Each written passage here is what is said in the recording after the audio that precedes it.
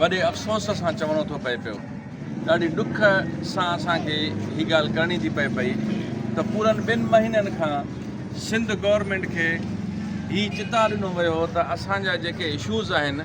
पहिरियां DRA हो, group insurance, 70% जेको आहे सो पंहिंजो असांजे पेंशन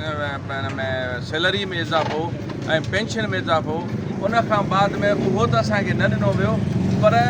उबतो इहो कयो वियो त असां सिंध जे मुलाज़िमनि सां उहा ज़्यादती कई वई आहे। असांजे सिंध जे मुलाज़िमनि जो मुआशी क़तल कयो आहे, जेका असांजी पेंशन में वॾे में वॾो जेको आहे सो कट लॻाए असांखां रिटायरमेंट खां पोइ मुलाज़िम जो जीअण जो बि हक़ खसियो वियो आहे।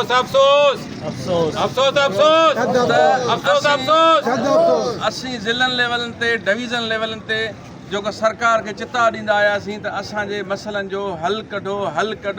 ऐं जेका निकितल नोटिफिकेशन जेका पेंशन आहे, जेका तमामु मुलाज़िमनि खे सरेआम मुआशी क़तल में जेको आहे धिके छॾियो आहे, त उहो नोटिफिकेशन फिलफोर कैंसिल कयो वञे। पर हिन महिल ताईं सरकार जे कन ते जूं न जेको आहे सो चिरी आहे। मजबूर थी असीं मुलाज़िमनि, सिंध जो मुलाज़िम हीउ क़दम खयों आहे त सिंध जा तालीमी इदारा, ऑफिसूं, दफ़्तर, इस्पतालूं, सवाइ इस्पताल जे एमरजेंसी जे सभु जो सभु टोटल जेको आहे सो बंदि आहिनि। हीअ केतिरी बेहसी जी ॻाल्हि आहे जो सिंध सरकार,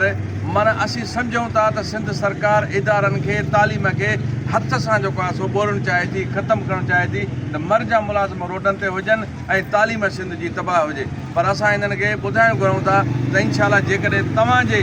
ज़हननि में इहे जेको आहे सो पंहिंजो ख़्यालात आहिनि त इनशाला हीअ तव्हांजूं अनक़रीब जिन कुर्सियुनि ते वेठा उहे बि तव्हांजूं कुर्सियूं न रहंदियूं। महिरबानी। ही असांजो इतिहाद ऐं ही असांजो अलायंस उन वक़्त ताईं जुड़ियल आहे जेसीं ताईं की असांजे सिंध जे मुलाज़िमनि जो इहे ख़दशा ख़तमु नथा कया वञनि, इहे नोटिफिकेशन निकल वापसि नथा कया वञनि, एसी ताईं 7 ॾींहंनि ताईं त असांजो हीउ जेको आहे सो पंहिंजो रद्द अमल आहे। उन खां पोइ असीं बिलावल भुट्टो ज़रदारी साहिब खे ॿुधाइणु घुरूं था